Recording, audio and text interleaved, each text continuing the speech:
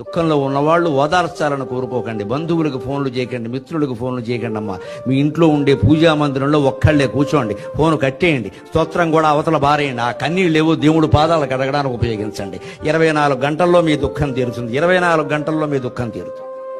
మన పూజా మందిరాలు ఉన్నది అందుకు, ఊరికే ఎవరో వస్తే చూపించడానికి కాదు. మేము ఈశాన్యంలో పెట్టినా ఒకటే, నువ్వు అక్కడ చేయనప్పుడు తీరుతుంది ఖచ్చితంగాను. దుఃఖమే కాదు, సుఖము తీరుతుంది. సుఖం వచ్చినా సరే పొంగిపోవలసిన పనుల, తండ్రి ఈ సుఖము నీ దయ, తల్లి ఈ దుఃఖం నీ దయ, నేను ఈ గదిలో ఉండడం మానను, నేను ఇవి చదవడం మానను, నువ్వు ఏం చేసినా మంచిది. అప్పుడు ఖచ్చితంగా దేవుడు తీసుకుంటాడు, మన జీవితాన్ని తీసుకుంటాడు. నేను ఏం చేయను, నాకు అప్పగించే వదలని నేను చూసుకుంటాను, నువ్వు మాట్లాడు కూరుకో అంటాడు. నువ్వు మందిరంలో కూర్చో, మిగిలిన గదిలో నేను చూసుకుంటాను, నీకు ఎందుకంటే. అప్పుడు పిల్లల విషయంలో భార్య, భర్త, బంధువులు, మిత్రులు, ఆస్తులు, అప్పులు, అన్ని విషయాల్లోనూ మొత్తం బాధ్యత ఆయన తీసుకుంటాడు.